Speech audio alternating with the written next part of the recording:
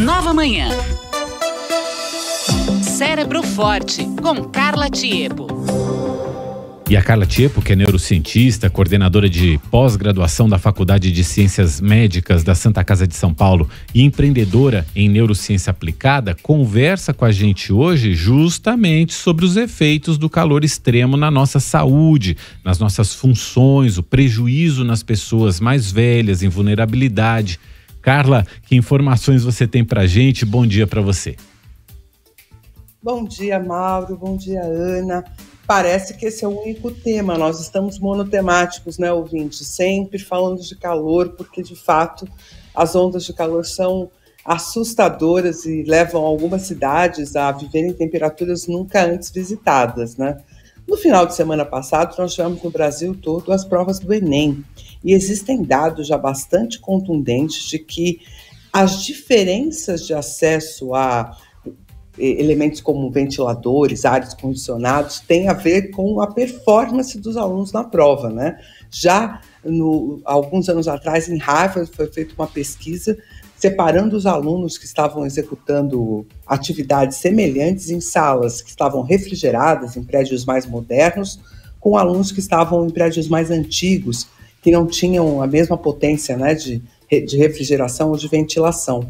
E a performance era 30% menor. Então veja que até mesmo durante uma performance cognitiva em um público que está no auge da sua potência cognitiva, o excesso de temperatura traz prejuízos. Mas para isso a gente nem precisa da ciência, né? Todos nós sentimos esses efeitos. A gente fica mais moroso, tem mais dificuldade de foco, de concentração.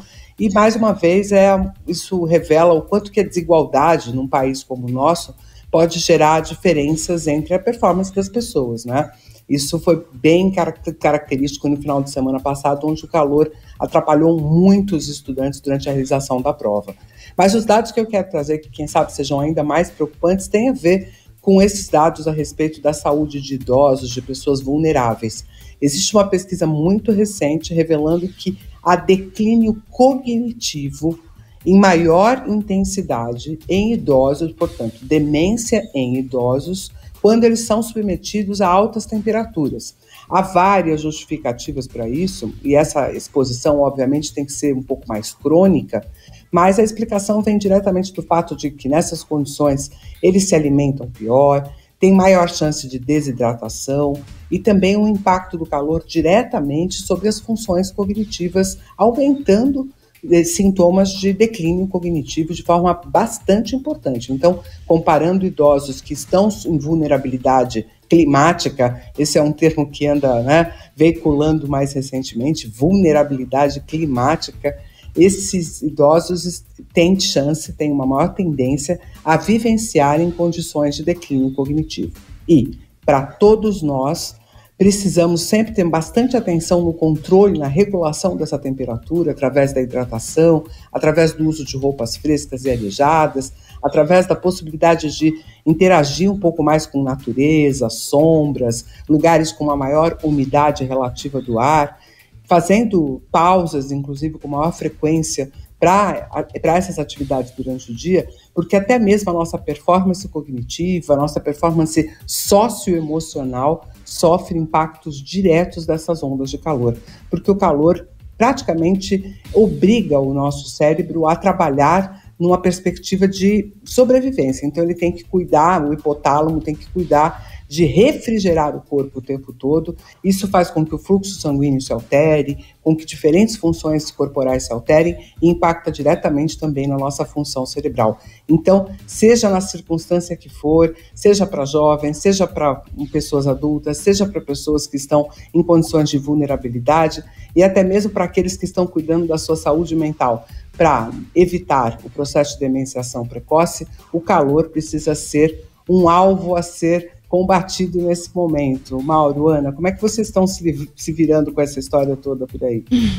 Bom, aqui dentro do estúdio até que tá agradável, tá bom, por causa do ar-condicionado, né? E agora, nossa, eu em casa eu vou abrindo tudo quanto é janela. Em casa também. Banho frio, né? E tomando muita água o tempo todo, né? Muito líquido, né? Muito líquido.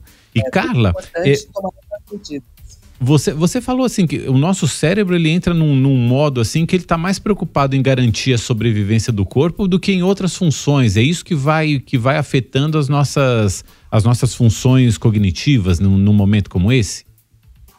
Na verdade, o calor excessivo ele acaba gerando um alerta no nosso sistema emocional. Muita gente acredita que o sistema emocional trabalha apenas para aquelas condições, né, das relações humanas, e os momentos em que a gente se afeta afetivamente, né? Afeta afetivamente ficou muito ruim, Mauro, mas acho que você entendeu, né? Mas a emoção, ela está para além disso, ela dispara toda vez que a gente está vivendo algum tipo de risco. Então, essa dinâmica emocional, ela praticamente faz com que todo o sistema nervoso esteja ocupado com essas tarefas, que são as tarefas de refrigeração do corpo. Obviamente que isso não vai impedir você de pensar, mas veja, definitivamente você não vai estar com toda a sua potência para realizar tarefas cognitivas. Então, o máximo, eu sei que isso às vezes é um conselho que algumas pessoas não têm como seguir, né, dadas as condições em que vivem, mas o máximo que você puder reduzir a temperaturas acima de 38, 39, 40 graus ambientais já dificultam muito o trabalho do nosso corpo em manter a nossa temperatura de 36,5 a 37,5. E isso fará com que o seu corpo esteja todo voltado para essa condição de sobrevivência. Então, é muito importante tentar manter as temperaturas corporais em níveis que permitam que você realize as suas tarefas diárias sem grande prejuízo ou dificuldade. E isso, Carla, me leva a pensar nos trabalhadores que são submetidos a altas temperaturas normalmente, né, no seu trabalho, e que nessas condições atuais estão com temperaturas ainda mais altas, porque eles estão ali desempenhando funções que requerem atenção, concentração, foco no que eles estão fazendo. Se de repente o corpo entra nesse modo de, preciso cuidar aqui da minha sobrevivência, e a atenção diminui, eles podem sofrer um acidente, podem comprometer o trabalho e a própria a própria integridade física, né? São consideradas alternativas para esses momentos, né, de excesso de temperatura em trabalhadores de fornarias, né, que a gente chama nas metalúrgicas. Essa é uma condição laboral que, obviamente, nos tempos que a gente está vivendo, fica ainda mais delicada, mas eles têm todo um trabalho de manutenção de temperatura corporal justamente para evitar isso. O pessoal de segurança do trabalho fica muito atento, mas de toda sorte, fica aqui o alerta de que não é uma frescura do pessoal da segurança do trabalho. Né? Muitas vezes o pessoal da CIPA são levados pelos trabalhadores como gente chata, gente que está atrás do regramento, da norma. Eles não querem fazer as pausas que são orientados a fazer, não querem usar as ferramentas para poder se refrescar. Então, fica aqui o alerta. Sigam as instruções do pessoal de segurança de trabalho, que são super importantes também para a sua sobrevida. Carla Tiepo, toda quinta-feira aqui com a gente, tratando do cérebro forte. Obrigado, Carla. Bom finzinho de semana, até semana que vem. Até.